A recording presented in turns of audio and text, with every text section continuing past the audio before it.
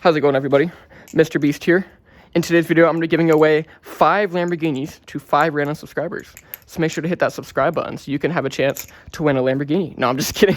Imagine. Anyways, Ghost Flipping here. Hope you guys are doing very well. In today's video, I wanted to do a tutorial on the vertical Chaplain, which one of my subscribers actually did a request on. They said they were struggling with the vertical Chaplain, and I thought I might as well teach you guys how to do the vertical Chaplain, because I really do these videos for you guys. So if you guys have any, tutorials you guys want to see, any topics you guys want me to talk about, go ahead and leave it in the comments so I can make a video on that for you guys. But anyways, the vertical Chaplain. So if you don't know what the vertical Chaplain is, it's this trick right here. It's a normal Chaplain, except you're doing it in a vertical manner, hence the name. It's actually not that difficult. What I would recommend mostly is to become super familiar with the normal Chaplain, right? Be able to do it for a long period of time, because what this does is it allows you to, understand how the normal Chaplain works. It helps you get that speed, that muscle memory, that momentum, that consistency that you need to do the vertical Chaplain. So the vertical Chaplain is not that difficult. Once you understand the normal Chaplain, you should be able to learn the vertical Chaplain extremely easily. It just takes a little bit of time and effort, a little bit of practice, right? And you should be able to get this down pretty consistently. So let me kind of try to break this down as simple as possible for you guys so you guys can learn this trick.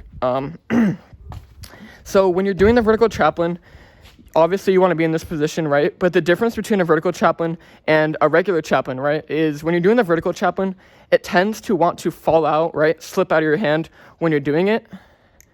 But the trick is building that consistency, right, and that muscle memory to really get down the vertical Chaplain. So it's not that difficult. My biggest tip for learning the vertical Chaplain would be to consistently practice the regular Chaplain. Once you're consistent with that, right, then you can go ahead and move on to the vertical Chaplain. So the vertical Chaplain is the same idea as the normal Chaplain, right? You're making circular motion with your index finger and having the Balisong rotate around your finger in a vertical manner, just like this. Now, it's not that difficult, and it really all comes down to muscle memory. I say that in a lot of my tricks, but that really is what this hobby is about, right? Building that muscle memory. I almost dropped it there. Teaching your hand, your fingers, how to really build that muscle memory, because that's what this is all about. So when you're doing the vertical Chaplain, obviously you want to be in this position, and you want to do a circular motion just like this. But the trick for the vertical Chaplain is you don't want to have it too fast or too slow, right? You want to have that perfect pace. So when you're doing it, if you see me doing it like right now, that's kind of too fast, right? The Balisong already wants to slip out of my hand. And this is already a little too slow, and it wants to fall out of my hand. But to find that perfect pace is, that perfect speed, just like this. The Balisong's comfortable. It doesn't want to slide out of my hand. It can continuously rotate in this position for as long as I want it to, until I, stop the trick like that. So the trick for the vertical Chaplain is finding that happy medium, right? Not too fast, not too slow. But not only the speed, also having that motion down, right? So if you can kind of see my index finger, picture the Balisong is like this on my hand. When you're doing it, you want to have that perfect circle rotation. You don't want to have them too small. You don't want to have them too big, right? Where it's just going to fall out of your hand. So like I said earlier, when you do it, you want to go ahead and go like this. Perfect circle, right? Not too big, not too small, but also keeping that speed and momentum, because the Chaplain is a momentum-based trick. As you can see, when I'm doing the vertical Chaplain right now, it's all momentum. The Balisong will kind of move along with your finger as you do it, as long as you have that perfect rotation like this. It shouldn't be that difficult. It's all practice. So what I would recommend doing is maybe going over your carpet or flipping over your bed, right? So that you can drop it as many times as you need and just practice getting this down right here, right?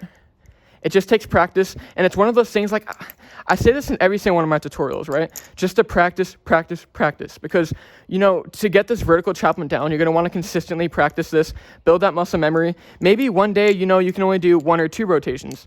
Maybe keep practicing, and maybe the next day you can do 3, and the next day you can do 4, and the next day you can do 5, right? And so on. So my goal after this video is for you to be able to do the vertical Chaplain comfortably, and for you to improve over time, right? The more you practice, because odds are, after watching this video and you try to attempt the vertical Chaplain, you're probably not going to be able to do it for very long, and that should be expected. Same thing was for me. And it's not only for the vertical Chaplain, it goes for any other trick in this hobby, right? You're gonna improve at it over time. So go ahead and consistently just practice doing this, right? And what's gonna happen is you're gonna find yourself dropping it a ton of times, right? But what that does is it's actually good. Trust me, guys, dropping is okay. That's how you learn the trick. So as you're dropping it, try to kind of understand why it's dropping. Maybe you're doing your circles too fast. Maybe you're doing them too slow, right? Maybe your circular rotations are not that consistent, right? Try to keep that consistent rotation. And overall, that's how you're going to get a perfect vertical chaplain, guys. So that's going to be it for me today. I hope this somewhat kind of explained to you guys how to do the vertical chaplain. And the reason it's so short is because it really is pretty self-explanatory. It just takes a lot of practice and dedication. So I'm going to kind of break it into 3 steps for you guys. Number 1, the motion, all right? You want to have that circular motion, have that perfect circle, right? You don't want it to be too fast. You don't want it to be too slow. You want your motion to be clean. You want to have perfect speed, and you want to keep it consistent. That's how a chaplain works, not just for the vertical chaplain, but for any chaplain. So when you're learning the vertical chaplain, keep that consistency, keep that perfect speed, not too fast, not too slow, and keep practicing, and you guys will improve. I promise, guys. All it takes is a little bit of time, a little bit of effort. Keep practicing that trick every single day. So for that one subscriber that did ask in the comments, for you, at least for me, to kind of give you guys the best tip is practice, all right? You're not going to be perfect at first, right? It takes practice. It's okay to drop it. It's okay to look stupid, when you're attempting it. But the more you practice this, the better you'll get. That's the biggest tip I can give to anybody learning the vertical chaplain. But anyways, guys, that's going to be it for me today. Hope you guys have a fantastic day. We're getting very close to 600 subscribers, so that's awesome, guys. Thank you guys so much for the support. Anyways, I'm feeling extremely lightheaded. I'm going to go eat some food. But anyways, hope you guys have a fantastic day, and I will see you guys in the next video. Peace out, guys.